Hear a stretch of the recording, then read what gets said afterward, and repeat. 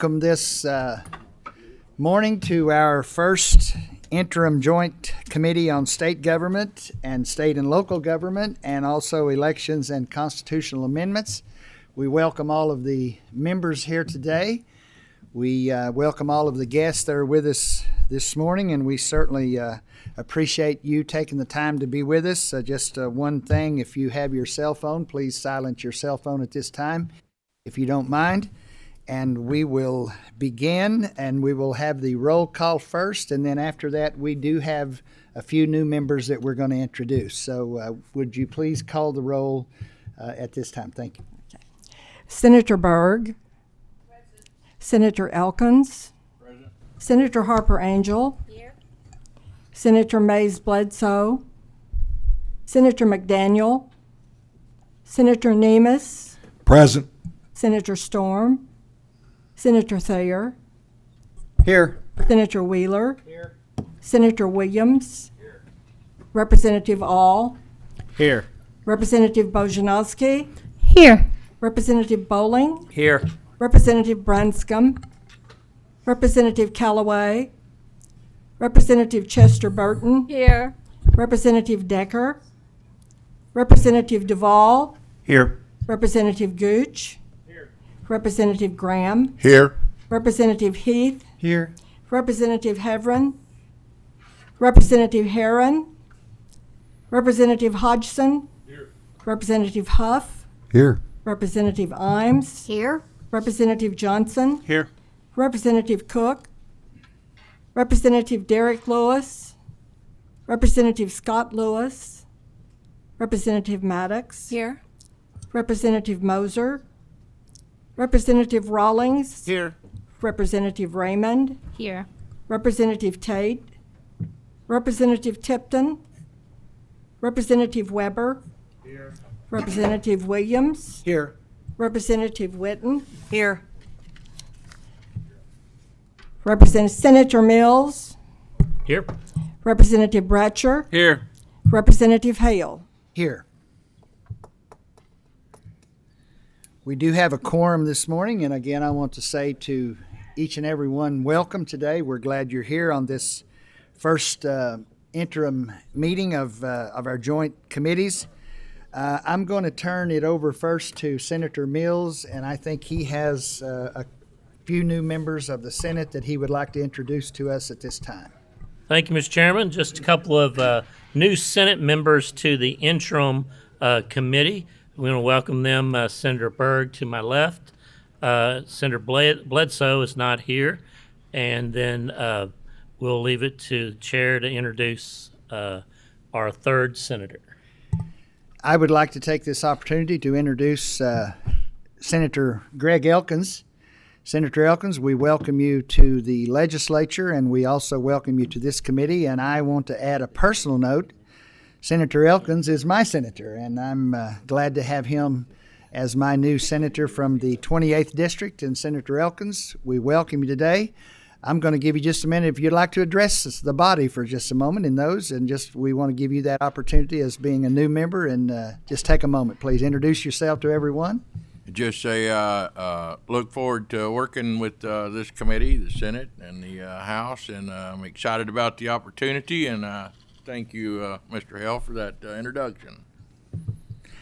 That's quite all right. And again, thank you for being with us today, and look forward to working with you. And I know your Senate members, as I was at your swearing in a few days ago, a couple of weeks ago, and I know they were very excited about that. We have three new, well, actually, we only have one new representative to the committee. Representative Chad All is joining us today, and Representative All, we welcome you to this committee.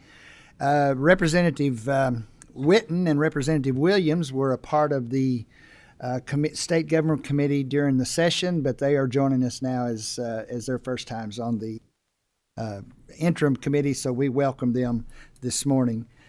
Does anyone have any guests that they would like to introduce? Senator Thayer, go ahead. Thank you, Mr. Chairman. Over here to the far right, I'd like to introduce Sydney Zakich. She is going to be a junior at Scott County High School. She's shadowing me today, which really means she's shadowing Rachel Volk.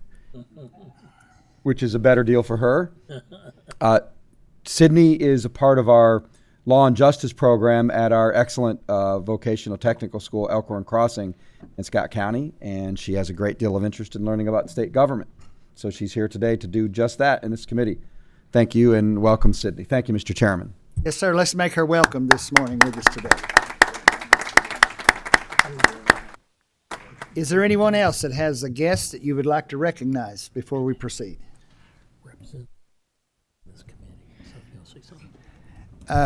There being no other guest, I do need to back up and make an announcement. I was not aware of this. We want to recognize Representative Swan that recently passed, was a member of the House. And I apologize. I had slipped my mind that Representative Swan was a part of the State Government Committee. And so if it would be appropriate at this time, I would just ask for a moment of silence from all of the members and all of the guests that are in our audience today in remembrance of our colleague, Representative Swan.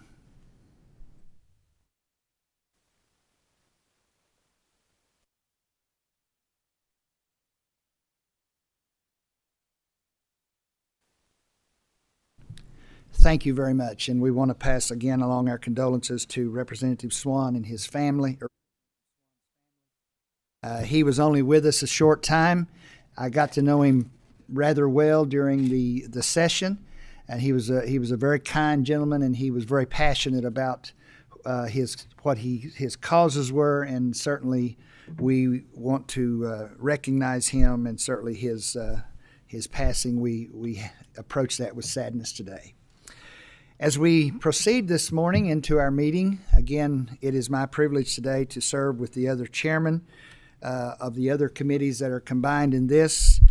Today we have with us David Eager, the Executive Director of the Kentucky Public Pension Authority, and also Beau Barnes, the Deputy Executive Secretary of Operations and General Counsel for the Teachers Retirement System here in Kentucky.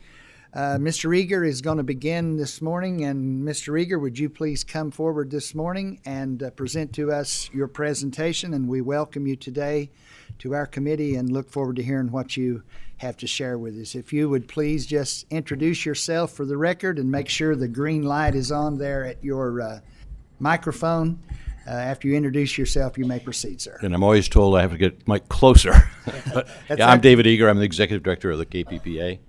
And I welcome being here. I looked at the list of members this morning. I think 11 of you are also on PPOB. And as you know, we routinely meet with PPOB, I would say 9 or 10 times.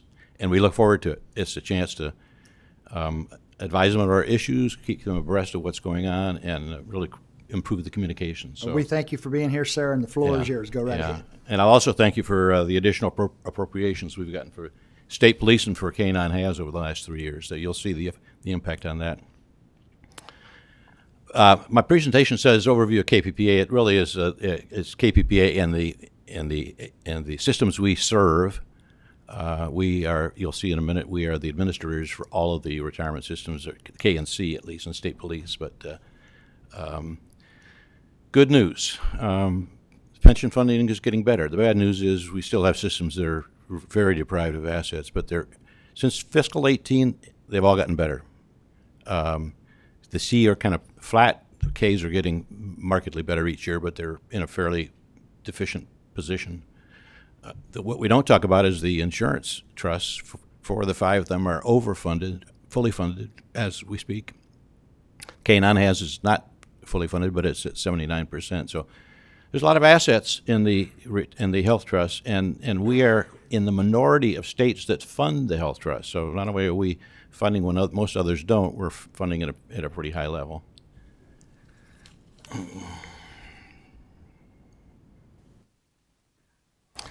Here's a kind of a top look.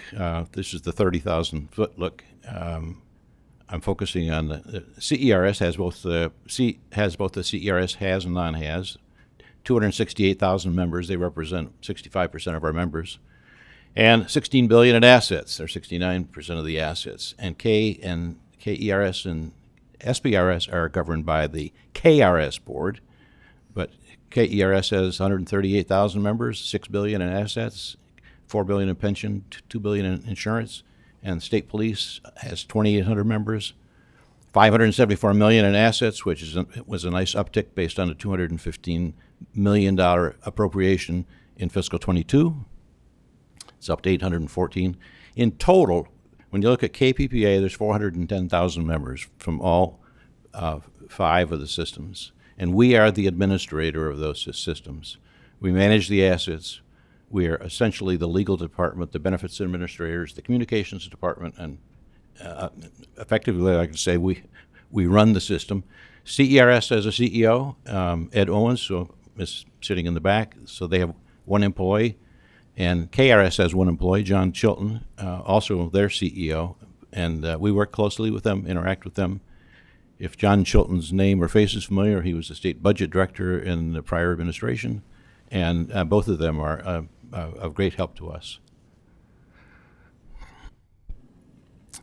So this is the look at the boards, and I'll take a step back and say that if you went back to April of 2021, there was 1 board, KRS, and the difficulty that happened was, or the circumstance was that of the 18 board members, 12 of them were state appointed, and 6 were appointed as C members. So C had a 1/3 representation, but they were 2/3 of the assets and 2/3 of the members. And the solution was House Bill 484, which created this structure.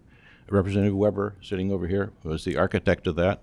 We worked closely with him on getting it put together. It was extremely complex, but we resulted in having the CERS board. There's 9 members, 3 are elected, 6 are appointed, off of a list provided by CAECO, League of Cities, and the School Board Association. And on the right side, we also have 9, 3 elected and 6 appointed by the governor. And 4 of those on each of those boards form our board, our 8-person board. So it's the CERS, and it's the 2 board chairs, it's the 2 investment chairs, it's 2 trustees, 1 elected and 1 appointed, and they form the 8. So there's a lot of moving parts, let's say. We had 83 meetings last year between boards and committees. So the administration of what was formerly KRS moving into KPPA and the CERS and KRS, much more complex, many more committees, and I'll say we're managing it, I think, pretty effectively.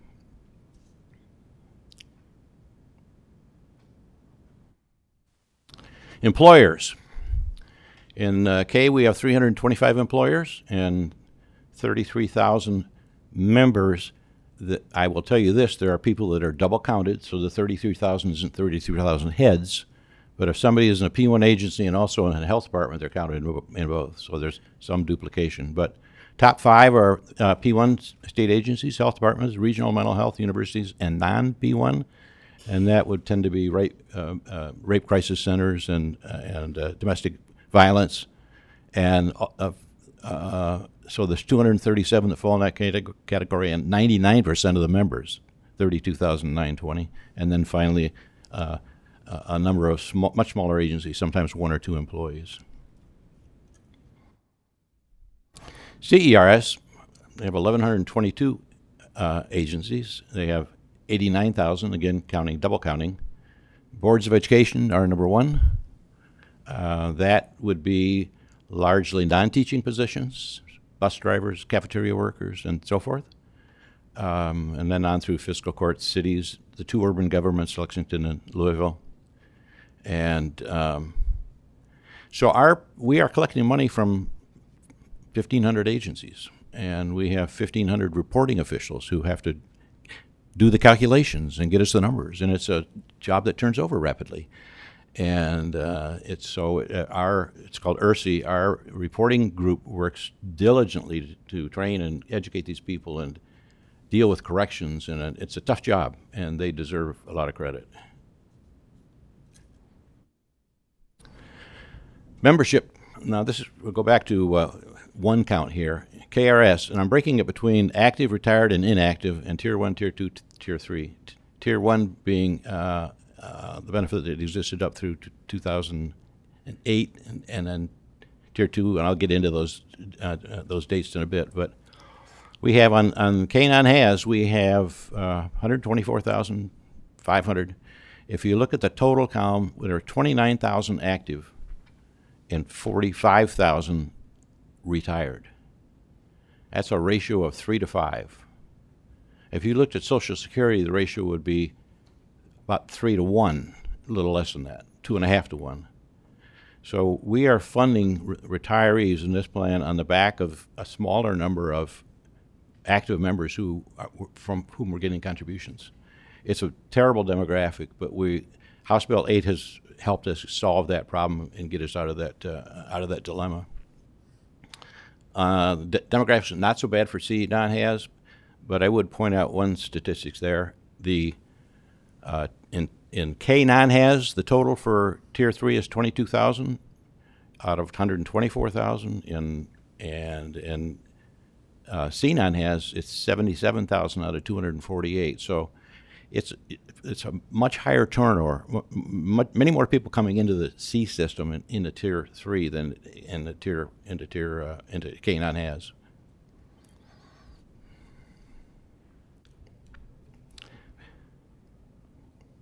Benefits. I'll try to give you the quick highlight of these two benefit pages, but essentially, Tier 1 and Tier 2 are defined benefit plans. Tier 3 is a cash hybrid plan, which means that it operates much like a 401k, but it has a guaranteed return.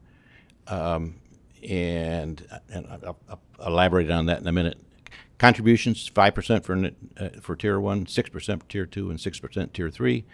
Participation is before 9/1/2008 for Tier 1, and in a period between 2008 and 2013 for Tier 2. And then finally, Tier 3 began January 1, 2014. I think Senator Thayer can take a bow for his work in setting that up.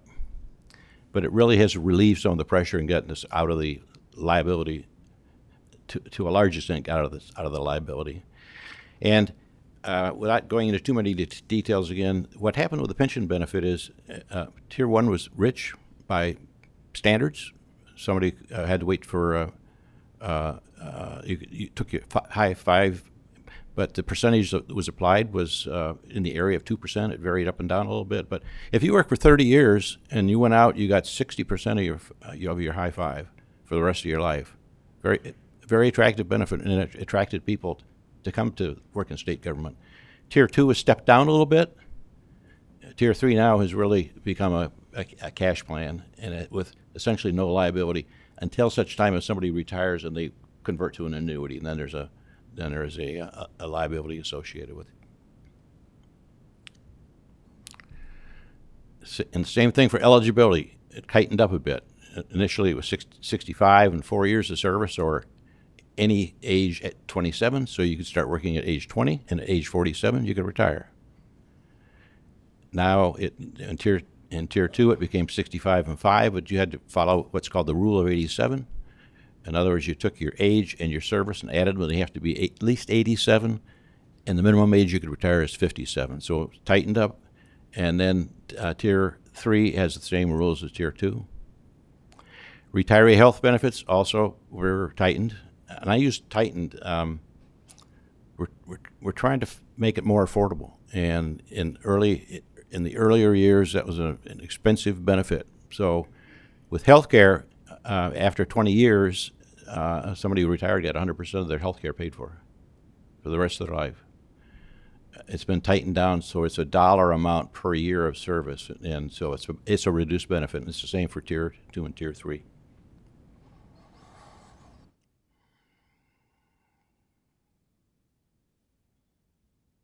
Funding. Here's the funded status, and I'm focusing now on just K-9 has and C-9 has, the major plans that are the ones that have the biggest funding issues. K-9 has, as of June 30th of 2022, was 18.5% funded. That means if we close that plan down, which we're not going to do, and you paid everybody their obligation, what they've earned, we only had 18.5 cents on the dollar. So we had about $13 billion of unfunded liability in that plan, and we're working our way out of it, and I'll deal with that. The C plans tend to be better funded. It's 52% for C9 has, and the insurance plans, as I mentioned, K-9 has it 79 and C-9 has it 132. And there's getting to be a fair amount of money in those plans, but rest assured they're well funded. Contributions. So I've broken it between, and this is KERS, the combined KERS plans, broken it between, as you'll see on the left, employer contributions and special appropriations. We haven't included member contributions. This is just what the state is paying. And starting in 2015, you can see it gradually goes up every 2 years. And in 2017, the board established new assumptions. May and June of 2017, if you can follow this timeline with me. The main one was they reduced the interest assumption from 6 3/4 to 5 1/4. They also reduced the payroll growth from 4% to 0, based on historical information. Actually, have it being a negative payroll. So those two factors said we got to put more money into the systems, and the contribution rates went from 49% to 83%. So on June 30th, it was of 2018, it was 49%. On July 1, it was 83%. So if you hired an employee and paid him $50,000, you had to put $41,500 in the pension fund. It discouraged hiring, which resulted in agencies not hiring, but more importantly, agencies outsourcing and getting out from under that cost. And that's what led to what we called the contribution death spiral. The more the contribution rate went up, the more they outsourced. The more they outsourced, the more the contribution rate went up. And it was just a spiral, which House Bill 8 took care of. So you can see the effect of House Bill 8 in between 2018 and 2019, going from 703 million, or I'm sorry, 18 and 19, 652 to $1 billion. So Mr. Chilton, who's sitting back here, had to write a letter to every state employer who's contributing saying, oh, by the way, your contribution rate's going from 49% to 83% in 1 year. The C system was allowed to, by legislation, was allowed to phase in over a period of time, which turned out to be between 4 and 5 years. So there was less of an immediate impact on C employers than there was on the K employers. And we have 3 special appropriations in 17, 18, and 19. We now have, you'll see, 2 more in 23 and 24 that I alluded to earlier. Here's another good story. State Police. Their contribution rate in 2018 was 147%. So if they paid a trooper, they hired a trooper at $50,000, they had to put $70,000+ into the retirement system. It was unbelievable. And it really, it was a cost to them that it inhibited their ability to pay at levels that they would like to pay. It's coming right out of their budget. So I received a call from a legislator in 2022 who said, what would it take as a one-time deposit to get that contribution rate down from 147 to 99? And the answer was $215 million. And the appropriation was $215 million. So we got the contribution rate under. And the difference between those two can now be applied toward higher salaries and other expenses for the state police. It's freed up money for them.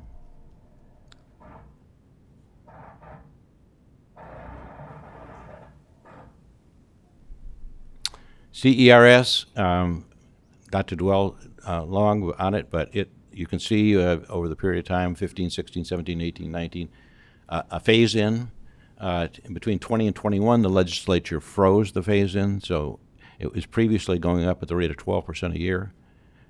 And so if they're paying $1, the next year they paid $1.12, the next year $1.24 or 25. It was frozen in 20 and 21 and then started again in 22, so there was some catch-up, and there was also a fair amount of payroll growth in 22, resulting in a pretty good bump in 22.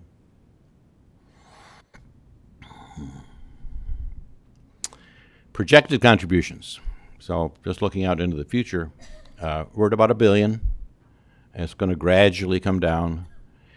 I refer to it consistently, it's a 30-year mortgage, and we're now in year 5. So beginning in 2019, we reset the liability and started paying it down again, much like a 30-year mortgage. So I can say, gee, we're going to own this home in 26 more years, 25 more years. It's a long time, but that's the way paying off a debt like this it works. Each year, right now, if you look forward a year, the unfunded goes down, or the unfunded goes down, or the funded ratio goes up by about 2%. So we're going to go from 18.5 to maybe 20.5, maybe a little more because of the additional appropriations. But starts off, it's like getting your statement from the bank. You made a $2,000 mortgage payment, and $200 of it went to the principal, and $1,800 went to the loan. Then the next time, maybe $205 goes to principal. In the last year, in the year before this expires in 2019, the funded status goes up by 8%. So it's almost all going to principal at that point in time. So we're going to get in, it's projected to be in 2049, $61 million, which is what's called the normal cost. And the normal cost says, what does it cost us for the benefits that these people earn in this current year? Forget unfunded liability, it's got to be paid off. That's all paid off now. So what does it really cost just to provide the benefits that are earned in that 1 year? $61 million is the answer. And you can see the same impact on CERS. At 2049, it drops. There has been discussion about doing what's called a glide path, starting the decline earlier and taking it longer. But if that ever comes up, we'll explain it in greater detail, but not for today. Asset allocation, I'm divided it into global equity, private equity. These are the categories we use and our consultants use and our investment committees use. They set targets and ranges on each of these, and this is the allocation as of June 30th of 22. And one thing you could pick out from this is the K non-HAS is much more conservatively invested than the C. It's got 46% equities, and C's only got 30.3. It's a bit of an anomaly. It should normally be 10%, but there's cash that's yet to be deployed. 13.4% cash is there as a result of several things, the appropriation being one thing, and a termination of a manager with almost $1 billion, and it hasn't all been redeployed yet. But are we typical? No, we're more conservative with regard to investments.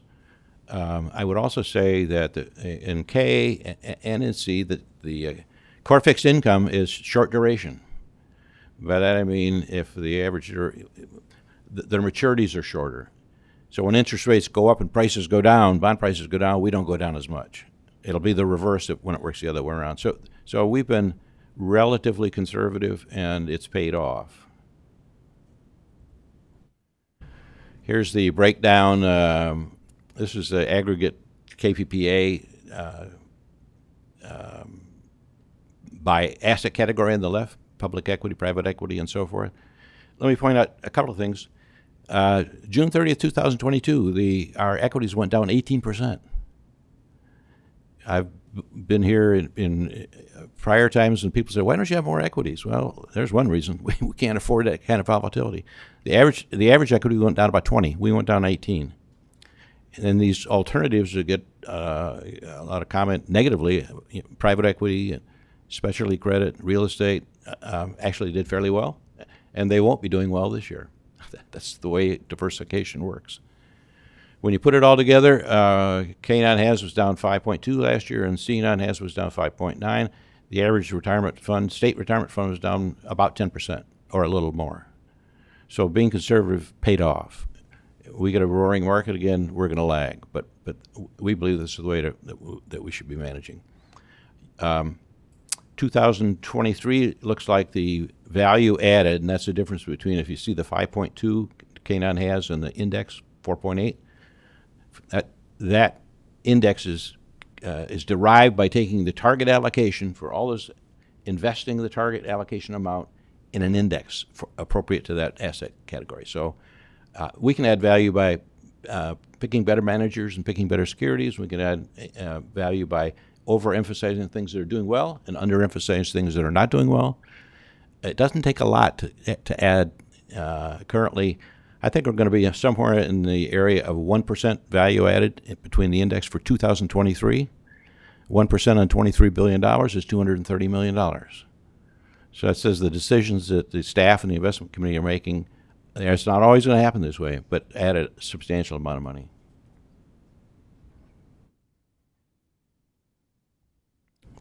I'm going to roll through what we call them milestones here. This is part of why I say we're on the right track. The train is on the track. It's moving. It's going to be moving faster and faster, and we're going to get to our target if we meet the assumptions. If we assume 5.25, we got to meet that. If we don't, we're going to fall short. And 6.25, now 6.5 was the CSIM. So if we meet the assumptions and if we continue to get full funding, we'll be at 2049. We'll be out of the woods. But here's what's helped get us there. 2014, Tier 3 was introduced. I mentioned earlier. It took some of the pressure off the liability aspect. PPOB, the Pension Oversight Board was introduced, and I think that made a huge difference. I think collectively better decisions were being made, and the oversight really paid off. 2015, full funding was reinstated.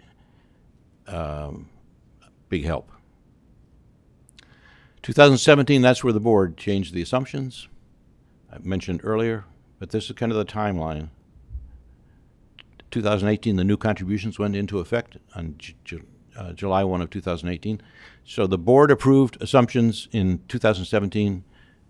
In May and June, the actuary used those assumptions for the 2017 valuation, which resulted in contributions that were approved in December of 2018 and went into effect in January of 2019. So it's like the 3 fiscal year tied together. It's confusing. But that huge help. 2021, I alluded to House Bill 8. It took the liability in total and said to each employer, you will have a certain percentage of that liability is attributed to you, and that's a dollar amount, and you're going to pay that dollar amount off over time. No more 83% of payroll, I'm going to lay people off and outsource. And 484 was created, as I mentioned earlier, Representative Weber's bill. 2022, we got to $215 million. The funded status went from 31 to 53. People talk about Dave Ramsey's principle, take care of your small debts first. That's what this is. This is a Dave Ramsey move to say state police is small and dollars, a limited amount of dollars is going to have a huge impact. Yes. And then finally, 23 and 24, we're going to get $240 million additional appropriations each year, and that's going to have great impact. We appreciate it. And I'm done, except to answer your questions. Thank you, Mr. Eager, for your presentation. Very good and very informative. A few weeks ago, when myself and Senator Mills was talking about our first meeting, we thought it would be good to have you come and just share with us where we're at and where we have been and hopefully where we're going to get to on this. I know we do have some questions. Maybe I have a couple questions, but I will go ahead and first I'm going to go to Senator Thayer, who has the first question or comment. Senator Thayer, you may proceed, sir. Thank you, Mr. Chairman. David touched on it, but I would like to recap for some of the newer members how we got to this positive trajectory. In 2013, I was the sponsor of Senate Bill 2. Back then, things were very different. There was a Bashir in the governor's office, but he was actually one who invited us down to meet with them from time to try to find bipartisan solutions because the House at the time was controlled by the Democrats. We had been working for many, many years on pension reform for KRS and CERS, and we'd had a task force that had met throughout 2012 that I co-chaired with former Representative Mike Cherry to come up with recommendations to try to stem the bleeding that was happening, particularly at KRS. There were 3 things of significance that came out of Senate Bill 2. Number 1, we removed the taxpayers from the liability of paying for public employee pensions while creating the new hybrid cash balance plan that David mentioned. And it is called a hybrid cash balance plan because it is a hybrid. It has elements of both a defined benefit plan and a defined contribution plan, while again taking the taxpayers off the hook for the liability that David mentioned. Also in the bill, and this is significant, it became law that the General Assembly is required to fully fund the actuarially recommended contribution to KRS. Now I guess you could call it the actuarially required contribution instead of recommended, because we are by law required to make that contribution, because there had been times throughout history that the General Assembly at the time didn't make that contribution, and there were also some games being played with the amount of money that needed to be contributed, and so we thought we were contributing the right amount, but we actually weren't.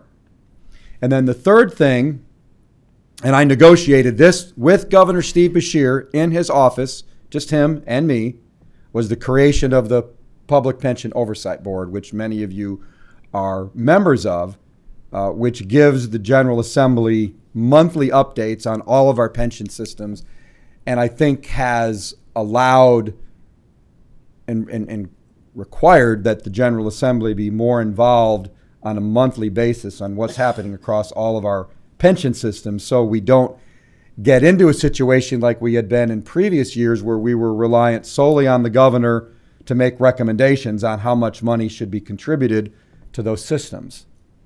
So you can see we're 10 years in almost. It's been 10 years since the bill passed, 9 years since it went into effect and Tier 3 was created.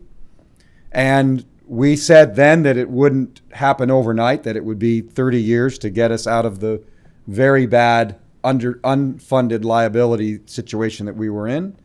But we had predicted, and when we collectively, I mean LRC staff, economists, the pension boards, this committee, members of the legislature, the governor at the time, we had predicted that we would be on a good trajectory, and here we are 10 years in, and we are on a very good trajectory.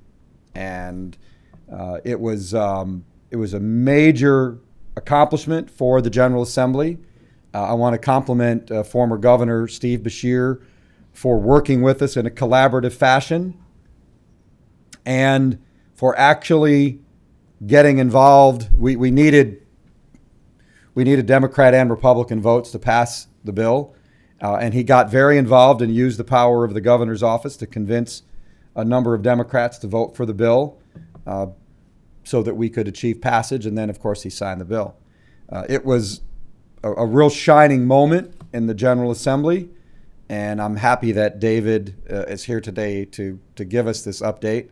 It is sort of like Groundhog Day for those of us who have been around in a while, because we get these reports every year, but the news is good. We are headed in the right direction. I'm going to defer to my colleague, Chairman McDaniel. Hopefully he'll talk a little bit about the specifics as A&R Committee Chairman about the dollars that have actually been appropriated, because he, along with Chairman Petrie, are the first line of defense to make sure that we are making those contributions. But there used to be a narrative out there that the General Assembly in general, and Republicans in particular, were not strongly in favor of state employees, and I would say that is in fact incorrect. That is a false narrative, because if you look at the commitment that the General Assembly has made over the years through changing members and changing party control, there's a very consistent thread here, and that is the commitment that has been made to state employees for their retirement is very serious, and it's one of the first things that we have to check off in the budget planning process because of the law that was created under Senate Bill 2. So I just wanted to give a little history lesson here as someone who's used to chair this committee and has been on it for a long, long time, nearly 20 years. This is a very positive story. If you have state employees in your district, it's a positive story to tell them. and to the taxpayers who fund the majority of the public employee pensions, it's a good story to tell them as well, because it is fiscally responsible, the steps that we took and continue to take. So I hope that Chairman McDaniel is on the list. He can provide much more detail on the money, but the way we spend money is policy. For those of you who are new, the budget is the biggest policy document we ever spend, and the policies when it comes to state employees and their retirement have been very, very good for the last 10 years. So, Mr. Chairman and members, I appreciate your indulgence and for listening to my little history lesson. Thank you, sir. Thank you, Senator. We will go ahead and defer to Senator McDaniel at this time, if you'd like to go ahead, sir. Thank you. Thank you, Mr. Chairman, and to Leader Thayer for his comments there. Dave, for you, I think when you took the job as director, I was one of the first meetings that you had in the General Assembly, and I said, I commend you for accepting the job of the captain of the Titanic. And you did a much better job through the icebergs. And Director Chilton, I think that in one of our first meetings, I think it might have been with you and me and Governor Bevin, that my only request of the administration was please be honest about what's actually happening over at the pension systems, because we already knew that we had a problem. But unfortunately at that time we didn't realize how bad it was, because we were simply not getting good numbers out of the pension system. And you'll recall that one of the folks who was on the board at the time had been the personnel secretary for the previous Governor Beshear, when they were deliberately misstating payroll growth. Ultimately ended up as the Deputy Attorney General for the current governor and is currently residing in the federal penitentiary for bribery. But he had been on there and helped cook those books for many years. And what we found when we got underneath the hood was that the payroll growth assumptions were wrong, the assumed rate of return was wrong, the mortality rates were wrong, and overnight we went from $500 million a year in contributions to needing $1 billion a year in contributions, and that was a huge hit. And we worked very diligently to get to full funding, because it meant something very, very, very different in 2017 than it had meant in 2013. But the General Assembly and the governor stepped up and made those full funding contributions, and then ARC Plus, and then the normalizing of the costs, the additional contributions to SPRS. I mean, at this point, to the tune of billions of dollars of additional monies on top of a redefined actuarially required, or I guess we call it ADEC now. I even use old acronyms at this point. So whoever thought that I'd get to be one of the older people around this place, but I am. But I do thank you both and commend you both for your work, because there were a lot of difficult meetings, difficult moments, difficult times in these hallways as we got from A to Z. But Dave, you'll recall too, I think one of the conversations we had is that we were one blip in the stock market away from total insolvency of the pension funds. And the conversations were very serious at that point about, if this goes into the courts, what actually is the inviolable contract? What does that mean? What benefits are and aren't guaranteed? And what does this mean for cuts elsewhere or tax increases? I mean, those were serious conversations. You'll also recall at that time, we did not have a budget reserve trust fund. Literally, when Director Chilton took over, I believe that the dollars in the account were somewhere barely north of zero. We've come a long way. But we come to a point where there might be some positive decisions to be made, and I want to ask your opinion. Obviously, insurance is north of 70% funded at this point, while the indemnity side is certainly down in the teens still. Would it give you more flexibility with the investments on that side if we allowed the trajectory to continue in health and tried to apply all new dollars to the payroll side until that balance gets healthier? Or what would the mechanics of that look like, or the decisions there? I understand. We've actually had people say, why don't you move money from one trust to the other, which you can't do. We can't do that. That's why I said new dollars. Yeah. I think that's a good question for GRS. And we can pose some scenarios. It's probably more complicated than it sounds. As everything is in your world. And based on the last valuation, where we got a huge bump, based on Medicare premiums and experience and so forth, it could go the other way as well. And that's what we're cautious about. But I'll entertain a conversation with you and pull in GRS it. Yeah. See what they can do to help us. At your leisure, we certainly appreciate all you do. Thank you. Thank you, Mr. Chairman. Mr. Chairman, could I say a couple of things? Yes, go right ahead, sir. First of all, I didn't recognize Representative Tipton, I don't think. If I did, I've kind of He is not with us today. He is one of the 6 who really worked on House Bill 8. We had a committee of 6. Unfortunately, he's the only one that remains. Joe Gravis and Jerry Miller and so forth. And it was a bipartisan committee. And you wouldn't have known, when you walked in the room, you wouldn't have known they were focusing on let's figure out how to solve this problem. I like it. I also like to say, I got a quote from Warren Buffett maybe 7 or 8 years ago in a paper. He said, if I were a CEO running a company, I would not build anything or look to buy anything in Kentucky and other states that are similarly have severe liability issues in their retirement plans. I don't think he'd say that today. And I think as proof of that, when I first took the job, I got a call from Ryan Barrow within a couple of months. He said, can you come down and sit in on a conference call with Standard & Poor's, who's doing our ratings? They want an update. And we had a number of those after that. In May of this year, Fitch's improved the rating from AA minus to AA on certain bonds here, and also a similar move on other bonds. It's probably the first time there's been a rating increase in I don't know how long. And it's a result of the kinds of things you saw on the 2013, 14, 15, 16. That I think they're being convinced that we're on the right track, and there's less liability today than there was before. We have 3 more people in for questions in this queue, and we need to be concluded by around 12:30 if possible. So we want to give Mr. Barnes plenty of time. Representative Bratcher, you may proceed, sir.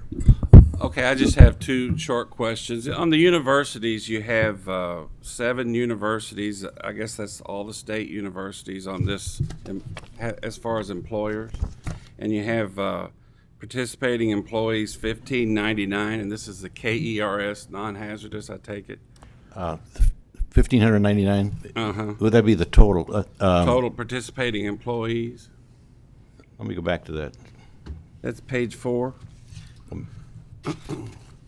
Just wondering if you can break that down a little bit. I don't think U of L, for example, has that many in KERS, and I know that we had some interesting times a few years ago about some of the other regional universities trying to work with them.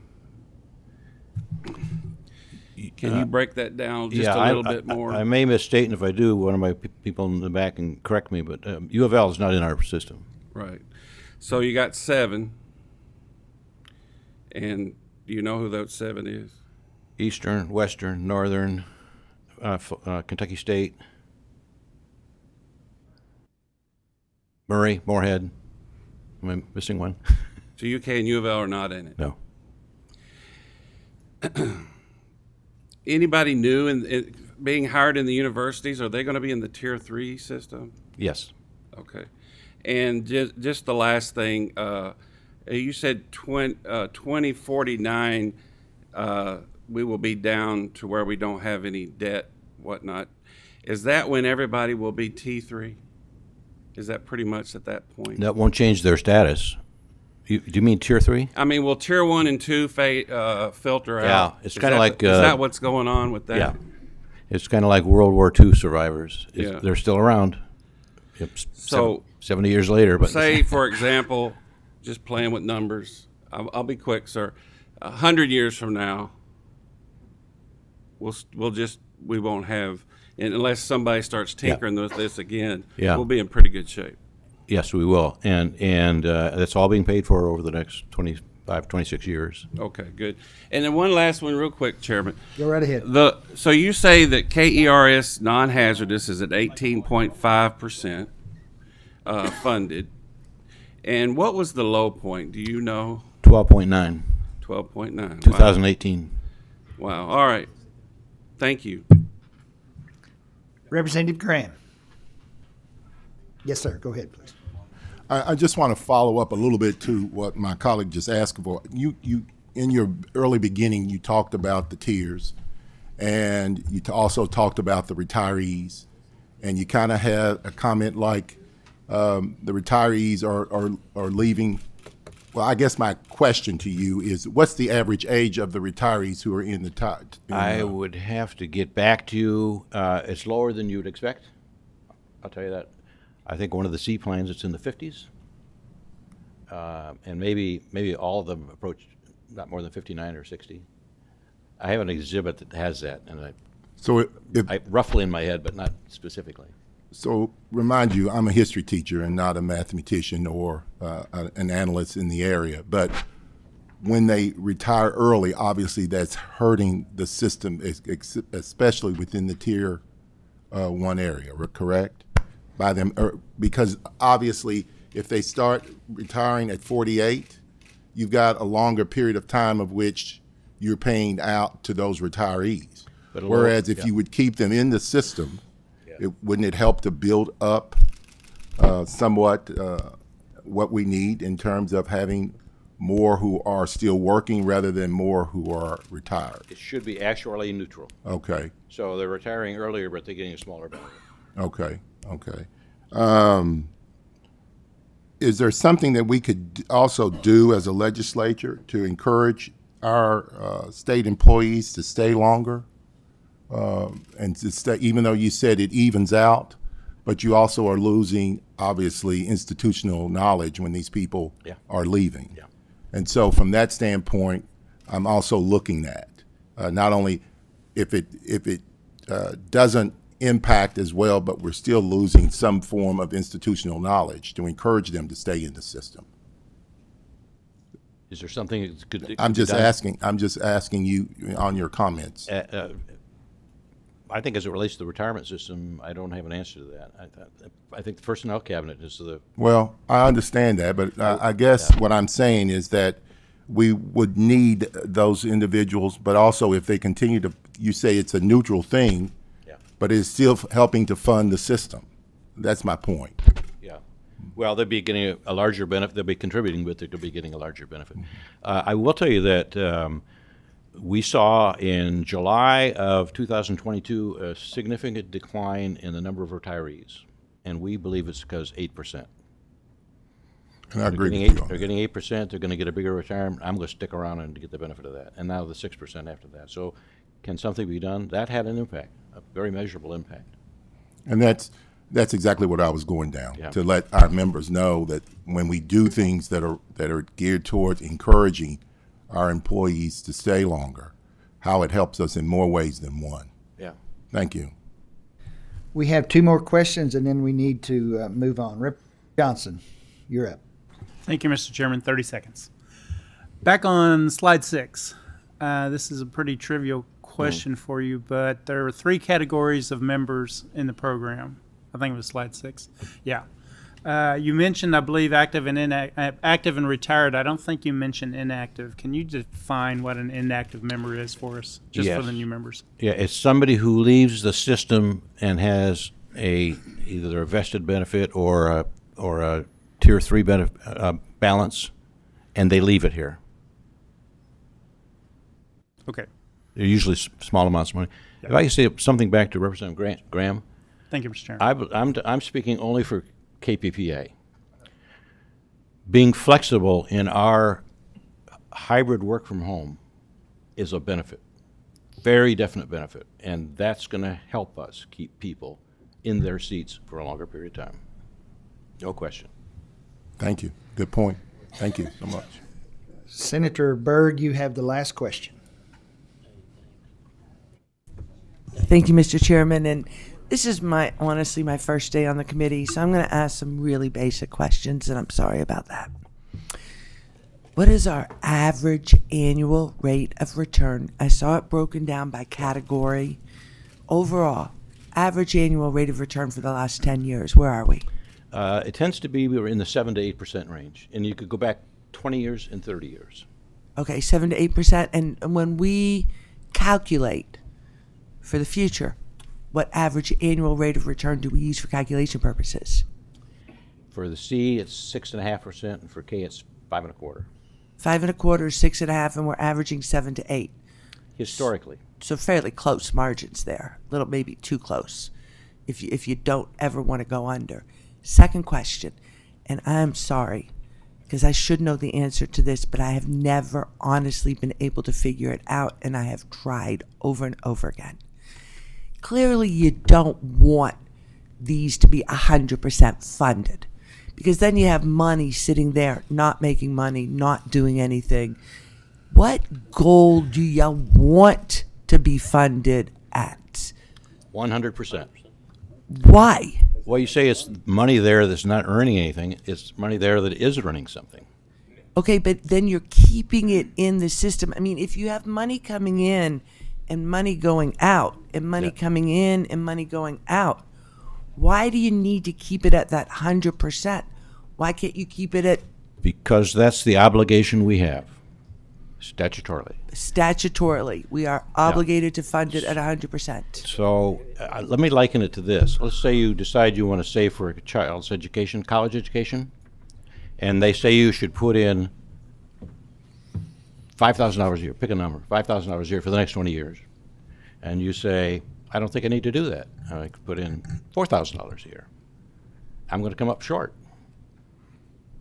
And I have $1,000 that's not earning money in my child's account. I've held back on that. The same kind of a principle. So when you say we're at 19% and our goal is 100%, Yes. and we've got 25 years to get there. We will. Okay. We will. I believe you. Yeah. I just don't understand, and maybe afterwards you can explain to me. Absolutely. Yeah. Yeah. Thank as, you. As long Thank as we you. get the funding the actuary says, and as long as we earn at least the return that we're using as an assumption. I am going to allow one more question. Senator Williams, please make it brief if you can, sir. I'll make it brief. So we're seeing a change in our workforce. My grandfather's generation, my father's generation, they had one career, one company. They may work from graduation to retirement at one place. But in the technical field that I come from for a number of years, I mean, you work 5 to 10 years at a company.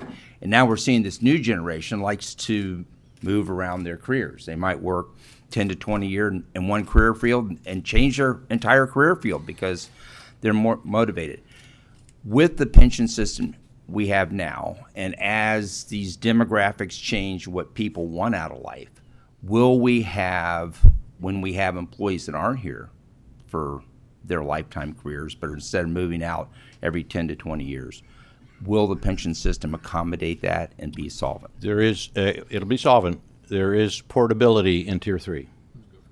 If I move from here to go work for IBM, I'll take my balance from the earnings, and if I got 5 years, then I can also take. Yeah, so vested. portability is becoming one of the key. Yes. Okay, thank you. Mr. Eager, thank you so much for answering all of our questions. We appreciate you being with us today, and thank you so much. Thanks for the questions. You're very welcome. We will move forward to Mr. Beau Barnes. Mr. Barnes, if you'll come forward at this time.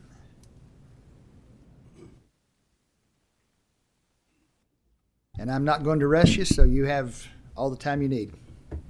Thank you, Mr. Chair. Please introduce yourself for the record, and you may proceed, sir. Yes.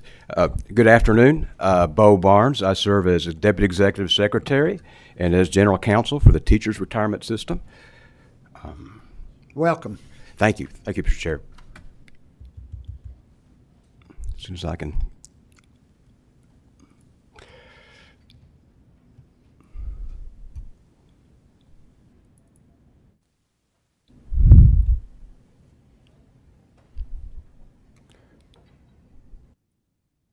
Okay. Yes.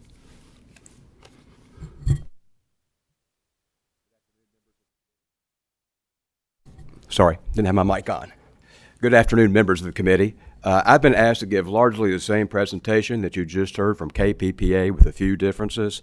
I've been asked to make it sort of a higher level overview of the retirement system. So with that, we will begin with one of the most important pages of the entire slide presentation today, and that is the funding slide. And I'm going to spend just a little bit of time on this slide because it helps set up some of the slides that are going to come later, and it's such an important slide. the 2022-2024 biennial budget marks 8 straight years of full or very, very nearly full funding for the TRS annuity trust, the pension. And that hadn't always been so. In years prior to the recent 8 years, from 2008 to 2017, the Retirement Annuity Trust was not receiving full funding. So I can't overstate how critically important, significant this full funding is for teachers. And I know our teachers are very thankful, very grateful and appreciative for this full funding they've been receiving over the last 8 years. It is a game changer. I'm going to talk a little bit about what full funding means, and I'm going to move to the second bullet point here. The biennial budget provides, and this is an additional amount, I'm going to explain what this means, over $1.28 billion to meet actually required contributions to the annuity trust. And I kind of refer to this as additional funding, and let me explain what that means. The Commonwealth of Kentucky and other employers will make fixed statutory contributions to TRS, or set out in statute. For example, although we have, and they vary a little bit from retirement tier, we have 4, TRS 1, 2, 3, and 4.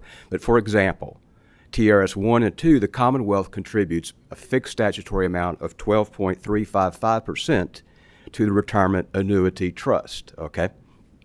And that is more than enough to pay what actuaries call normal cost, okay? Normal cost is simply, if we did not have this legacy unfunded liability, how much money do we have to put away each year of teachers' career that with investment income will pay for the benefits that they earn, okay? That's the basic formula. And with this 12.355%, for example, in TRS 1 to 2, we're getting more than we need for normal cost. Normal cost is about half of that. So where's the rest of this going? Well, the rest of that 12.355% is going towards paying off this legacy unfunded liability. But it's not enough. It's not enough to implement our funding plan to pay off this legacy unfunded liability over a 30-year period, like paying off a home mortgage, at which point we will be 100% funded, and the cost for the Commonwealth will drop dramatically. And we have some slides later on. We'll go into some more detail about that. But anyway, that's what we're trying to do with this $1.28 billion. That's what we need. That's why we need this $1.28 billion in additional funding over and above that fixed statutory amount. We need that to be able to pay off this legacy unfunded liability. There's more good news here, and then that's the third bullet point. This biennial budget also provides the $149 million, which is the full amount for the state share towards health insurance for retired teachers under the shared responsibility plan. And I'll explain that just very quickly because I know we do have some new members. Before 2010, retired teachers' health insurance was funded on a pay-as-you-go basis, dollars in, dollars out. I have a slide will show this later on too. The Commonwealth of Kentucky had been voluntarily paying for almost all the cost of retired teachers' health insurance prior to 2010. And I say voluntarily because the only thing that is guaranteed in regard to health insurance under the statutory and viable contract that guarantees certain benefits, the only thing guaranteed for teachers for health insurance is access to group coverage. But the level of coverage and how much they have to pay towards it can change subject to the funding available to pay for it. But the state had been voluntarily paying for the cost of retired teachers' health insurance prior to 2000, almost all the cost. And at one point, because it was not sustainable, and we knew it was not sustainable, there was a short-term solution to keep it going, and that was reallocating some of the contributions that would have gone to the pension trust over into the health insurance trust instead, just enough to pay for those 2 years of health insurance benefits. The Commonwealth was paying that money back on an installment basis, 10-year basis with interest, but they were stacking up debt. We were digging a hole in the pension fund. We knew something had to change. The TRS Board of Trustees directed staff to start meeting with stakeholder groups a year and a half before in advance of the 2010 session. And a lot of actuarial scenarios presented to stakeholder groups. They agreed on shared responsibility. Shared responsibility enacted legislation in 2010. active teachers began paying 3% out of their paycheck into the health insurance trust. School districts matched that 3%. Retired teachers under the age of 65 began paying an amount towards the cost that are premium costs from the Kentucky Employees Health Plan equal to the Medicare Part B premium.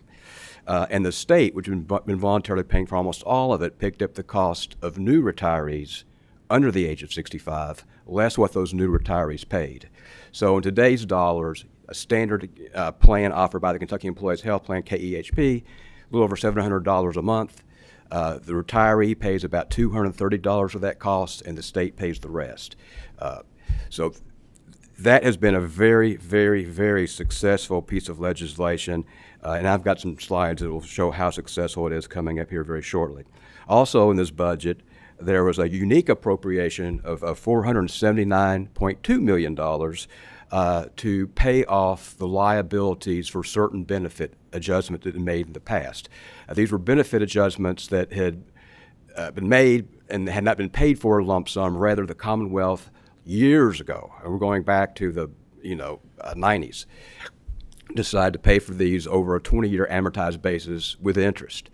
And specifically, these benefit adjustments reflected the unfunded liability for retired teachers to have their unused sick leave at retirement converted to salary credit for retirement calculation purposes, and some old ad hoc cost of living adjustments.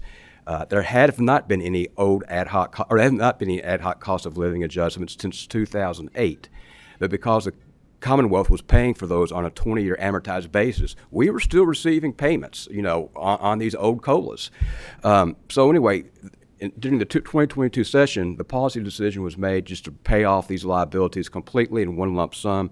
That's the $479.2 million. And that money was received at a very good time in a down market and has been put to good use. Some of these slides I'll go over much more quickly, Mr. Chair. So this is our field of membership. We're primarily a school teacher retirement system. We have 171 school districts.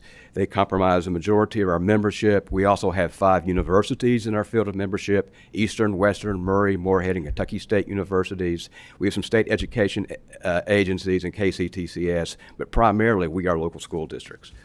I've been asked to talk a little bit about Social Security. TRS is a Social Security replacement plan. Social Security came about in 1935, federal legislation, and TRS was enacted in law by Kentucky in 1938 because teachers were not in Social Security. In fact, Social Security in 1935 did not bring in state or municipal public employees, okay? And so that's when the Commonwealth of Kentucky said, well, we're going to provide our own state retirement plan for teachers that's outside of Social Security. And we opened our doors for business in 1940 and been serving teachers since then. In the 1950s, just a little more background on this, federal government changed its mind and said, okay, we're going to let states and municipalities bring in their public employees. It's optional. So many did, but many did not. So you have a lot of states out there that still do not participate in Social Security for public employees. It's a Social Security replacement plan. And almost every state, if not all states, have some employees within its borders who do not participate in Social Security. For example, municipal police and fire, departments, a lot do not participate in Social Security. And in the 1950s, when Kentucky had the option to put teachers in Social Security, the stated reason for not doing it was too costly. It was going to be too costly to put them in Social Security. And it's been a while since I've seen it, but there was an LRC, a subsequent LRC report, a study done looking into putting teachers in Social Security. I think it dates back from the 1980s, and it's been a while since I've seen it. I apologize, but it came to the same conclusion. It was just too expensive to move teachers into Social Security. So as a Social Security replacement plan, the goal is to being able to provide our teachers with a pension that they can retire on, and have a meaningful lifestyle. And it's intended to do so without having any kind of Social Security, on the member's behalf or from the member's spouse as a survivor benefit. It's a standalone benefit with whatever savings they are able to put aside along the way. Current contributions, as I noted earlier, they are enough to pay for this benefit. It is being well funded. We are in a great position right now, and we're very thankful for that. And they get health insurance, benefits too, and they can get that upon retirement. But I will say, before moving from this slide, that decision by the Commonwealth of Kentucky in the 1950s was a really smart decision. It was a great deal for teachers. It was a great deal for the Commonwealth, and they did have a good retirement system that is a good cause for Kentucky. Social Security, try to be brief about this. It wasn't originally intended to be a sole source of retirement income. It was more of an social anti-poverty program, and it's to be supplemented with either a pension or some kind of savings account, like a 401k account. The contributions currently going to Social Security, which is 6.2% employer and member after tax, is not enough, and that comes from the Social Security Administration. That's something we've all heard. Something's going to need to change for Social Security. It could be increased contributions, employer or employee, or a mixture of both. But certainly there are discussions underway about changes that may need to be made. And health insurance premiums are not available until age 65. Although we are a Social Security replacement plan, I will point out we do have some members who are in Social Security. Most aren't. So the top part, you'll see our non-university members. About 95% of our membership do not pay into or receive Social Security. So TRS is a complete replacement for Social Security. Our university members, those 5 universities I mentioned, they do pay into Social Security. They pay in a lesser contribution rate. Their benefits are less. So TRS is meant to supplement their Social Security, not replace their Social Security. So it's a very different benefit formulas because of that. And I will just note the universities also have an option since 1994. Their employees have the option to either be in TRS or to be in what they call the optional retirement plan, which is like a savings account, 457 account, more like a 401k style account. Very quickly, we have an 11-member board of trustees. These are our members on our board of trustees. And the next slide will go into a little more detail about who they are. So 7 of those 11 members you saw on the preceding page are elected by the TRS membership. They get to vote every year. We just had an election. 4 of those members are active. 4 of those trustees are active members. They can be teachers or administrators. They can be a university employee, and they've been all the above.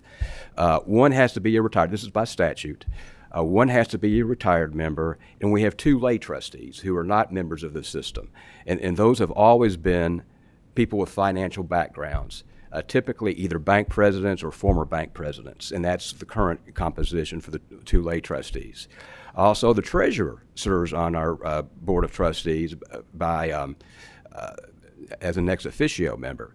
And then the education commissioner also serves on our board of trustees by statute. And then, as a result of some more recent legislation, because we used to just have 9 trustees when I started in the system in 1999. But more recent legislation, we added 2 new members by law that are required to have financial experience as defined by statute. Those 2 members are appointed by the governor and subject to Senate confirmation. So we have 11 members, and 4 of those definitely have financial backgrounds. And they're not the only people with financial backgrounds that have a role in our committees. We have 2 outside experts, for example, out-of-state experts, nationally recognized experts, who serve as non-voting members of our investment committee and attend every investment committee meeting. And then also all these funds that our trustees hold, they are fiduciaries. Like staff, we are fiduciaries. And that's not just a noun, it's a word that has real legal meaning, and that means our only interest is the best interest of the member and no other interest. We serve as fiduciaries and just for the interest of our members. So real quickly, I've been asked to talk about the tier types. We have 4 TRS, as I mentioned earlier, TRS 1, 2, 3, and 4. And you can see the entry dates and timelines for those different TRS plan types. And next slide or 2 is going to go in a little more detail about those different tiers.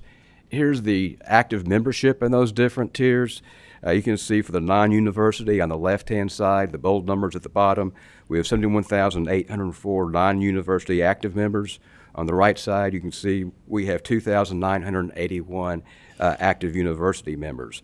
One more number I will note here is that that latest tier, TRS-4, that I showed you in the previous page, that's new, okay?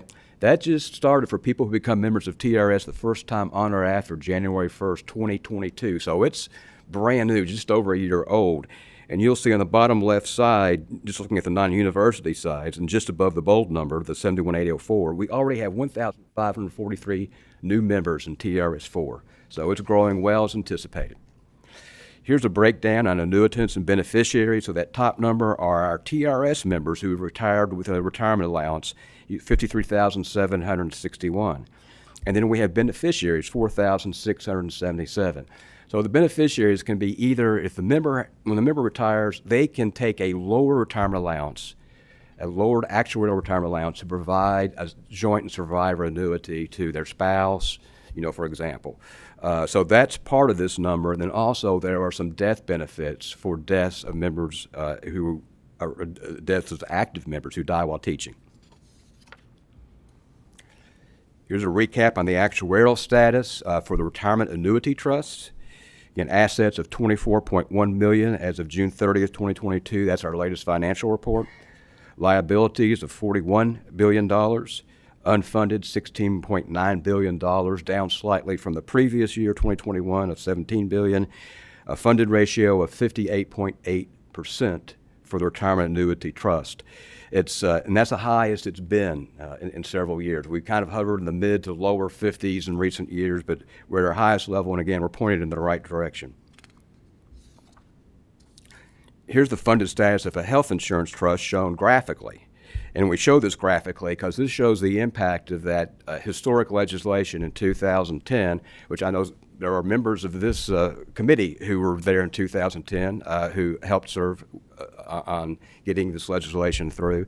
And you can see to the left-hand side, when I said health insurance for teachers was a pay-as-you-go, dollars in, dollars out, you can see funded levels of 2.9, 3.5. That was about 3 months' worth of cash assets, or 3 months' worth of premiums in cash assets. Then we had the legislation in 2010. You can see how strongly the funded status of the health insurance trust has grown very quickly. This is great news. I will point out, just in case someone notices, 2021 dipped slightly from 61.7% the previous year to 60% in 2021.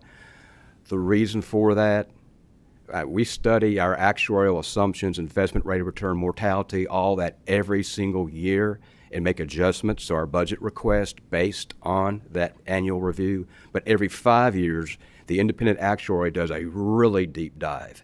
And they do something, I won't go into all the details because of time. They do something called an experience study. And that is a time when they make changes to those assumptions. And we had our last 5-year experience study for the 5-year period ending June 30th, 2020, and they lowered investment rate of return for the retirement annuity trust and the health insurance trust. And they also raised mortality to a teacher-specific mortality table. Those increased liabilities, okay? And that's why you see a 1-year decline from 61.7% in 2020 to 60% in 2021 to reflect the first year that the experience study could be implemented. Then we bounced right back up to 63.7% in 2022. And funding for health insurance is subject to a lot more variables than the retirement annuity trust, the pension. We're dependent on medical inflation. I mean, that's a big factor. There are federal subsidies that we get, federal programs. We're depending on those staying in place, and they have stayed in place. And we anticipate they will, but there are more variables. But if inflation stays about, medical inflation stays about where it's been, if those federal programs and those subsidies still are provided in coming years, this health insurance trust will be 100% funded in a few short years. Very good news there. And again, that's all a result of that 2010 historic legislation, shared responsibility. Contributions to, this is to the retirement annuity trust, this is all contributions, all funds. So you can see 2022 is $1.57 billion. That's an anomaly because it includes that $479 million one-time payment I talked about earlier to pay off all those past benefit adjustments. That just happens once, But you'll see below that, 2021 through 2017, some fairly consistent numbers. Those will continue to grow, but 2017, $1.06 billion, 2021, $1.14 billion, and then you see 2016 and 2015. That's when we weren't getting full funding. we were getting about half the funding that we needed for the retirement system. So again, 2017, game change. It's a complete game change. And again, very thankful and appreciative for what the General Assembly is doing for teachers. This is a slide. There's a lot going on here, but it's pretty explainable. This shows what happens as we continue to receive those contributions over a 30-year period, 7.1% rate of return. The top box shows the dark blue line is the funded ratio, again, 58.8% last June 30th. The sort of gold line is unfunded liabilities, again, $16.9 billion June 30th, 2022.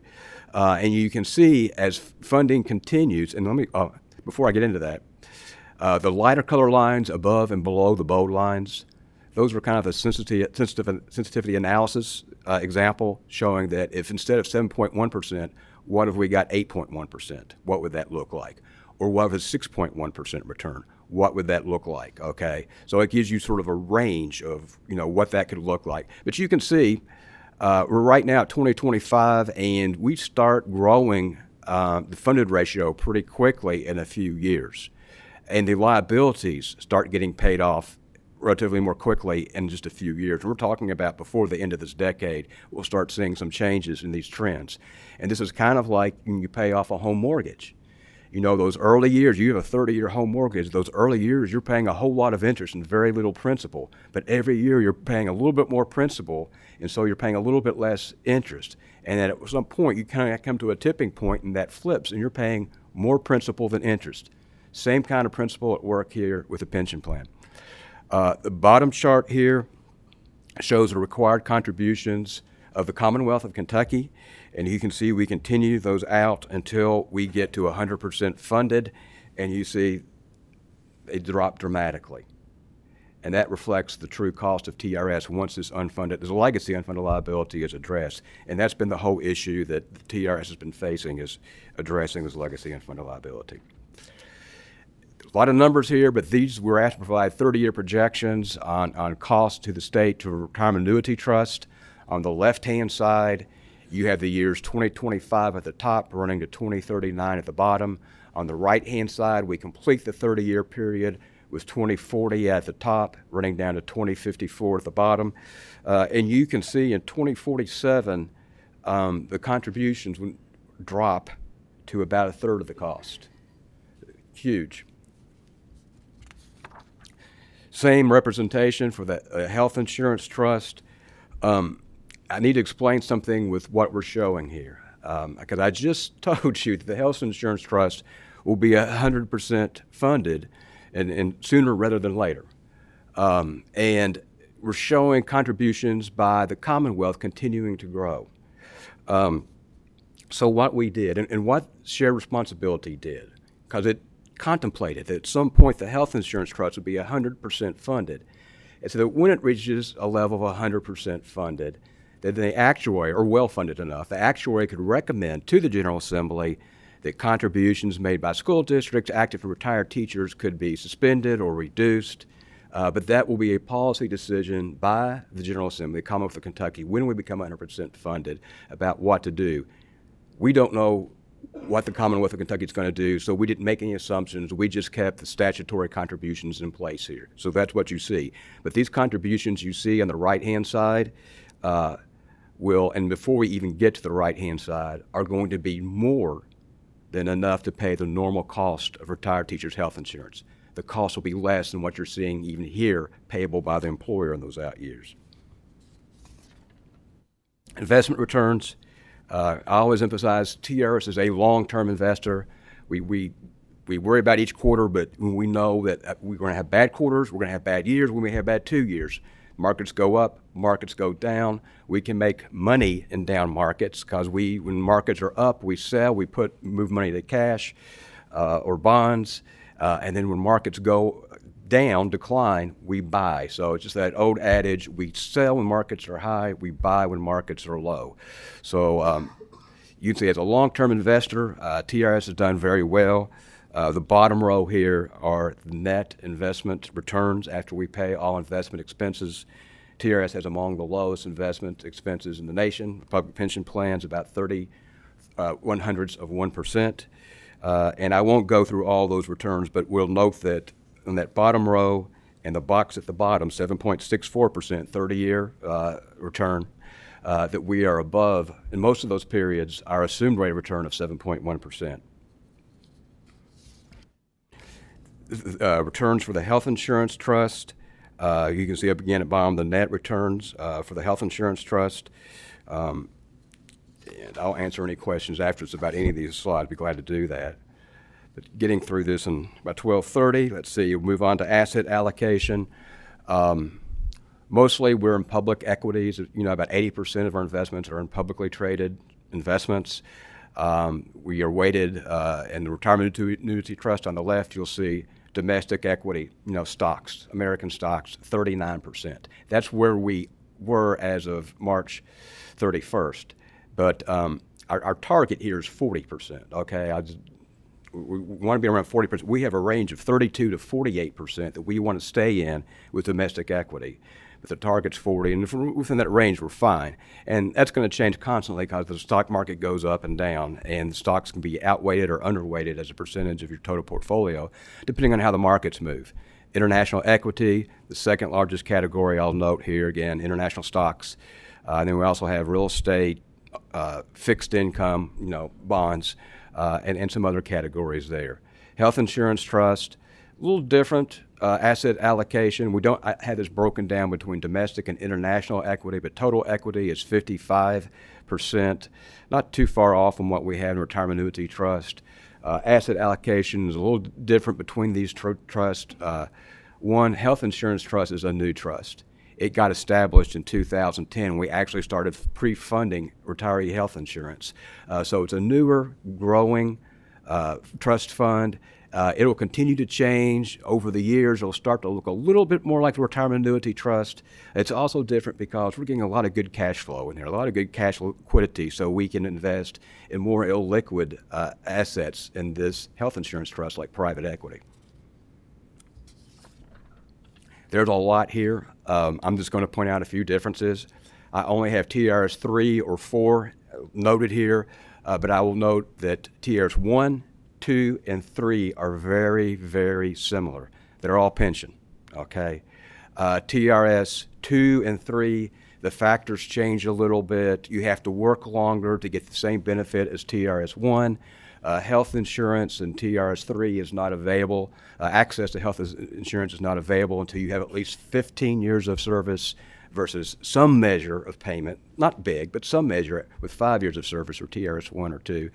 But the big difference between TRS 1, 2, and 3 is the biggest difference is not between those, but between those and TRS 4. TRS 4 is a huge change, okay?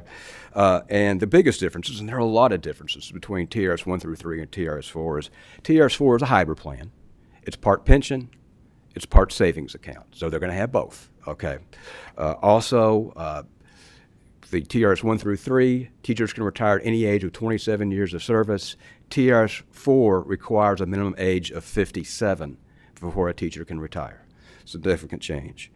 But the most significant change between TRS 4 and 1 to 3 is on this page, on this slide.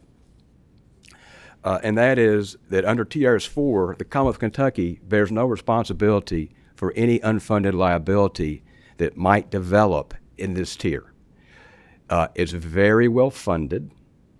Our actuaries don't anticipate there to be any unfunded liability in the future, near future or long-term future. But if, for some reason, something unusual happens and some kind of unfunded liability does develop, and if that unfunded liability drops the funded level of the TRS 4 benefit, I'll note here that all the dollars coming in, TRS 1 through 3, 4, they're mixed, they're invested together. So we're not changing our investment strategy with these dollars. We get actually asked that a lot. We're continuing to invest them the same, but we were accounting for them separately from an actuarial perspective. So we're going to know what the funded status of TRS 4 is, separate and alone from TRS 1 to 3. And if that funded level drops below 90%, the statute says the TRS Board of Trustees has to make changes to get that funding level back up. And the Board of Trustees under the statute may make changes even before it gets to 90%, it starts getting like to 95%, 98%. They could start making changes then. And I'll just go over a few of these really quickly. But this is really significant. I mean, and we've already got over 1,500 members in this tier. And it'll grow every year, and that the exposure liability decreases every year for the Commonwealth. But the first is, I said this TRS4 is very well funded. We're getting more than normal cost in it right now. So at some point soon, after we get another year or so experience with this, the actuary will start recommending that some of these contributions in the TRS4 in the pension side start going into a stabilization reserve account, also created by statute. And this is kind of like a rainy day fund. It just goes over there, and then that money will grow in the stabilization reserve fund. So if we do go to 98%, the board could take money from that rainy day fund and put it in the pension side. Also, under the statute, if this stabilization reserve fund gets really well funded, excess dollars could be applied to the legacy unfunded liability for TRS 1 to 3. Okay. Also, there's other measures the board can take in changing the retirement benefits, including cost of living adjustments. But they could also lower or reduce or suspend contributions to that savings account. That's 2% by the employer, 2% by the employee. They could, for example, okay, we've dropped to 95%. Let's take let's drop the employee and employer contributions to the savings account from 2% to 1%. We'll do that for 3 years, get back up to 100% funded, and move on. So these are actions the board has to take. They have no discretion. And this is the most significant thing about TRS4 is the liability that we talk about. That's been walled off of the Commonwealth of this new tier of members at TRS4.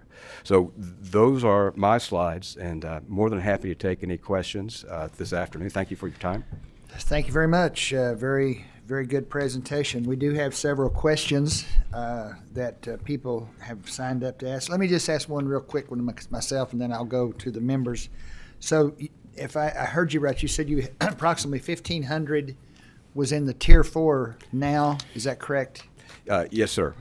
And so that's just been since, what, 22? Yes, sir. January 1st, 2022. 1543.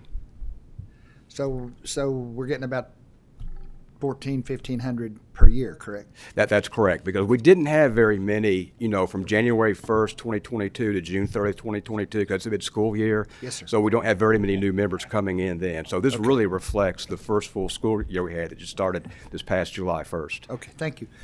Senator Wheeler, you are first. Thank you, Mr. Chairman. Your first slide there, if we go back to that. The very first one? Yeah, I think it was reflected maybe in another slide as well, but you said the last 8 years the General Assembly has provided additional appropriations to satisfy some legacy debt. Is that correct? That's correct. Okay. Does that happen to coincide with the date that the Republicans took control of both houses of the General Assembly? I apologize, but I don't collect off the top of my head the date that happened. I believe it was January 1st of 2007. Yeah. Is that correct?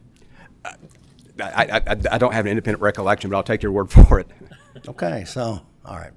So you'll take our word that the Republicans have paid off that legacy debt, or started paying off that legacy debt over the last 8 years.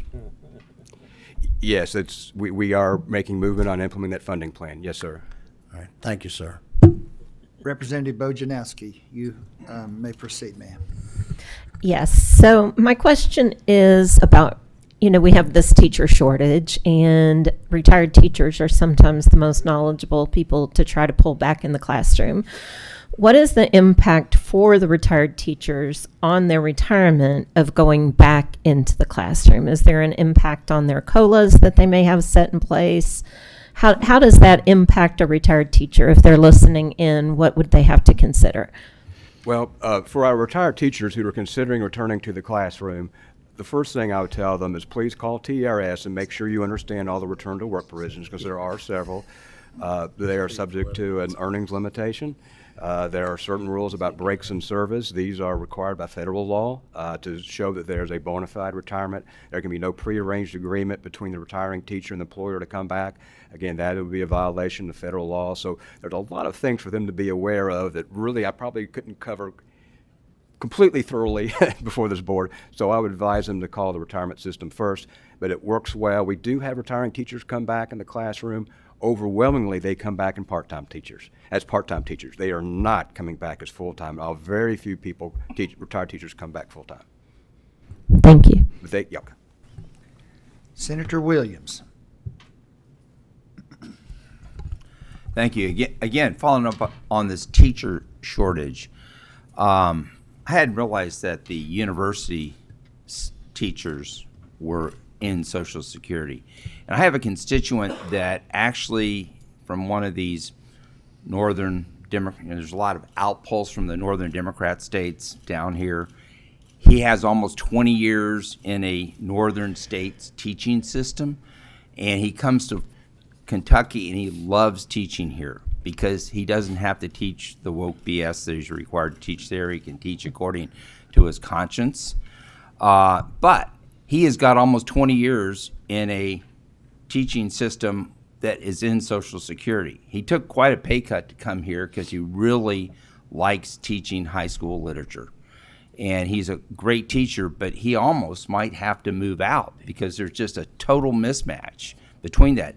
Is there any possibility that, just not this one example, but as we're looking at a shortage and we're looking at this out migration, the easiest way to get a trained teacher in the classroom is get one that's been teaching for 15 or 20 years somewhere else and attract them here. Could he participate like in a university system plan, and would that have any impact on that, so that a lot of these teachers that are in the Social Security system would not be so penalized coming here and being teachers? Okay. Several questions there, good questions. I would respond the way I did to Representative Bojanowski, that first I would advise this person to contact TRS, understand exactly, what benefits he is getting from TRS. It's a Social Security replacement plan. We offer higher benefits than what is offered by, for example, the universities who participate in Social Security. So we do hear this question a lot, and lots of times the individual that is impacted or thinks they're impacted, when they reach out to TRS, and it depends on individual circumstances, but when they look at their individual circumstances, they're like, you know what? This is not the impact I thought it was. They get worried about the windfall elimination provision, that it can reduce their Social Security allowance if they receive an allowance from employment where they didn't participate in Social Security, and that goes away with every year over 20 years of substantial Social Security earnings, completely eliminated with 30. There's really no impact for the government pension offset. We hear about that a lot because there's also an offset if you have just Social Security earnings and you're not in a Social Security replacement plan like TRS. But I'd advise them very strongly, reach out to TRS, explain how long you intend to teach, look at what your projections might be at this point if you continue in TRS. And he might be very well surprised because I often hear that. Now, as far as people coming in to TRS, membership and which system you serve in, the Social Security replacement plan or the non-Social Security replacement plan, are very clearly defined by statute. So if you have someone coming into a school district in their position requiring a 4-year degree or certification, then they're going to have to be in the TRS Social Security replacement plan. There would not be any option under the statutes for them to participate in the university side. And same thing with the university side. If you work for one of the 5 universities, you're going to have to be in that Social Security plan. It's a lesser TRS benefit, though. I mean, it's a lot lesser, but you're going to be in that side. And I'm sorry, does that answer your question? I think so. What I want to do is try to encourage teachers that are already trained to move into our system, okay, and get them up as fast as possible and do whatever we can to make that happen. So, I will note you can see that issue on the flip side too, and that we have non-Social Security participating states that border Kentucky, for example, Ohio. Their teachers don't participate in Social Security either. So for those folks moving in, the transition, they probably don't want to start in Social Security because, Social Security, you have to have 10 years of substantial earnings to draw any benefit. So it's going to be hard to lure somebody from Ohio to Kentucky if they're maybe 8 years away from retirement or 10 years away from retirement, and that Social Security is not going to mean a whole lot to them. So it's a great question, and I'd be more than happy to talk to you about that later if you'd like, sir. I'll look forward to following up with you. Yes, sir. Representative Bratcher. Just quickly, Beau, this is a good report. Thank you for this. But when the board slide came up there, and you said fiduciary, and you made an emphasis on fiduciary, and I take it as meaning they take their job serious of protecting the funds and what their job description is. But you said from 08 to 17.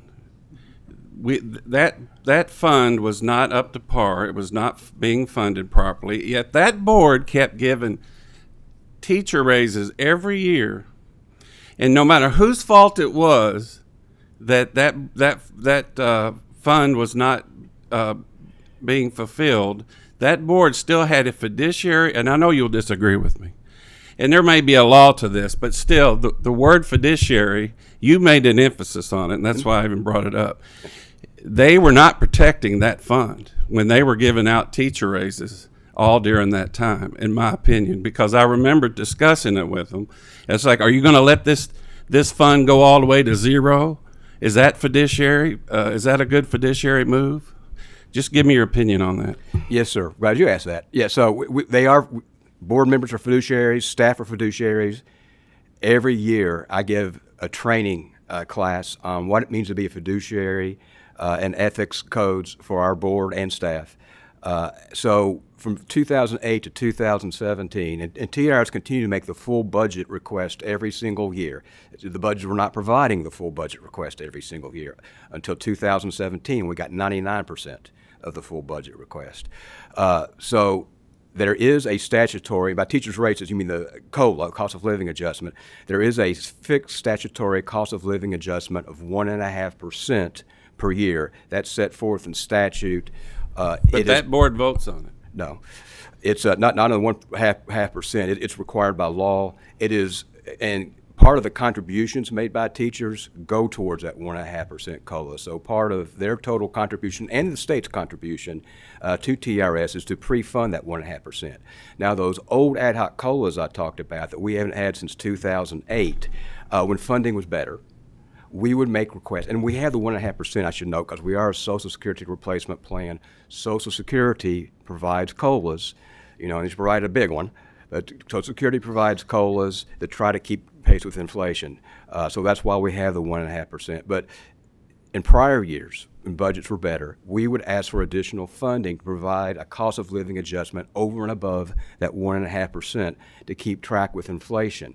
It hasn't happened since 2008. But once that funding no longer became available, the board did not provide any unfunded COLAs. They stopped immediately. They have to give the 1.5%. The statute gives them no discretion.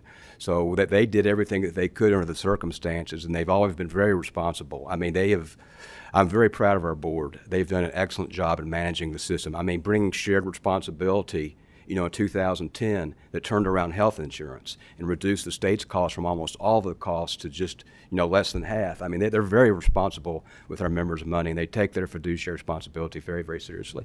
Yes, sir. Good question. I'm glad you asked it. Okay, but I don't know how you could be responsible when you're sitting there watching the fund that you're supposed to be protecting keep dropping without some kind of movement to save it. We had an active program of seeking funding requests. We even suggested some alternative ideas about how to provide funding and step into full funding. That happened a lot around 15, 16, and before we got the full funding in 17, there were a lot of meetings and discussions here about using dollars and allocating dollars in different ways to try to provide funding, and those were explored. They were taken seriously. There are even a couple of bills filed, but none advanced to address the issue really until the budget for the 2017 fiscal year. We have two more questions, and then we need to wrap this up. Representative Nemus, you are up, sir. Thank you, Mr. Chairman. Been in the General Assembly for 7 years, and one of the things that I think I'm going to look back on when I leave, whenever that is one of the things I'll be most proud of is what we've done in the teacher retirement and in the state worker and county worker retirement. In 2016, 2017, it's not, and before, it's not an overstatement to say that the pensions of our state workers, including our teachers, were in jeopardy. They were going down and down and down and down, and now they've been properly funded. And it's not just the major contributions that have been made that Mr. Barnes, you and Mr. Eager have identified today, and thank you for that. It's also that we've actually been disciplined and realistic in our investment assumptions and our mortality assumptions and other things that we had to get under control, which we were playing games with before. Not casting aspersions on anyone, I'm just calling it straight. And so those things are important. Those things are important. Why? Well, my mother and father-in-law are both teachers. My wife is a teacher. There are state workers that are in my family, and their retirements are solid. They can rely on them. They can know that when they retire, they're going to be there. And it's because largely the funding and the other things that we've done in the last 6 years. I'm very, very proud of that. But it's also really important to the taxpayer and to the county government. And how's that? Well, when our bond rating is reduced, which it was a number of years ago, when it's improved, which it has been in recent bond lettings, that allows us to borrow money at a more efficient cost, enabling us to go further with our dollars. To put more roads in Kentucky, to build more courthouses or more schools or whatever. And so these things have a tangible benefit, not only to the person that we're most interested in, and that is the state worker or the teacher who's devoted his and her life to the Commonwealth, the people of Kentucky, but also this is a tremendous benefit to the Commonwealth. And these numbers, they're easy to gloss over. They are massive. When we're talking about just on page 14, the state contributions to KTRS from $1.14 billion in 2021 to $1.57 billion in 2022. The delta there, the difference there in that 1 year is bigger than we spend every year on our entire court system in Kentucky. That's how big these numbers are, and that's just the delta. And so when we're talking about approximately a $13 billion budget and billions of dollars going into pensions, this is a massive commitment that the General Assembly has made to the people who've committed to their careers, to our students, and to our citizens. And what it does is the opportunity cost, right? It would be great to act like drunken sailors and not meet the requirements like haven't been done before 2017. It would be wonderful, because think of how many more projects we could bring back to our districts. Think of how much more pavement we could put on roads and say, look at me, vote for me, which has happened in the 90s, 2000s, and the 2010s. We could do those things, but we're being very disciplined, not only in pensions, which is tremendously important, as we're talking about today. We're doing it, as Chairman McDaniel said, in our rainy day fund, which was virtually zero in 2017, and now it's among the healthiest in the country, all the while reducing our taxes from 6% on every working Kentuckian to 4%. Income tax, all the while doing those types of things. We no longer play budget games like we used to and pushing out the 12th month to the next year. We now pay that this year like we've done. We no longer take from the rainy day fund. We no longer take from professional funds like we used to from the nurses and the architects and so forth and so on. So what I'm saying is these disciplines, this discipline that we've had in the last 7 years has tangible and profound benefits on behalf of the taxpayer, and what we're talking about today with you, Mr. Barnes, on behalf of our teachers. So let me go back to the beginning, and that is this. When I leave the General Assembly, and hopefully it won't be too long from now, because I want to, but I don't want to be in government too long. But when I leave the General Assembly, I will be most proud of what we've done for our teachers and our state workers, which inures to the benefit of the taxpayers as well, as anything else we've done. It's not easy. It's certainly not glitzy and glamorous, but it's hard work, and we've done it. And I want to thank you for your report today and the great work that your board has done. I look at these investment returns, and I'm very proud of what you've done, as well as what my colleagues in the General Assembly have done. Thank you, Mr. Chairman. Thank you. Representative Graham, you have the last question today. Yes, it's not a question, it's a comment. Every person that is on this committee, Mr. Chairman, they're representing their district. And the things that have been said in here today, we need to correct it. Everything that we've done in terms of our policies has been on a bipartisan way. And if we want to go back to history, let me just go back to history as a history teacher. If you want to praise the retirees or the retirement system of teachers, then I could go and say it's because of the Democrats, because it was Happy Chandler that created the Teachers Retirement Fund because of that. And it was Democratic governors over a period of time that helped to boast our retirement system a period of time in terms of the teachers' retirement. So it's been on a bipartisan basis. I know there were Republicans in the General Assembly back then when he was governor, but let's not play the games of who can be credited. And part of the reason why we've been able to do this over the last several years was because of federal dollars that have also come into our budget, into our in terms of addressing the issues that we needed. So let's not play the games of politics and not put all of what we have done in terms of Republicans and Democrats together, because from the federal government, it has come from the Democratic leadership that was in Congress and the president as well. And so I sat here and I've taken enough, and I think we need to respond to that. And I would hope that we come in here to work together in a bipartisan way so that we can do things for the Commonwealth of Kentucky, and especially for the people of the Commonwealth of Kentucky. And that's what we all are about. Thank you, Mr. Chairman. Thank you, Representative. We have had a good meeting today. Certainly a lot of discussion, a lot of numbers have come our way. Thank you, Mr. Barnes and Mr. Rieger. We appreciate your time today. May I remind the members before everyone leaves, the next meeting will be 4th at 11 a.m. So everybody have a safe day and a great week. At this time, the meeting is now adjourned.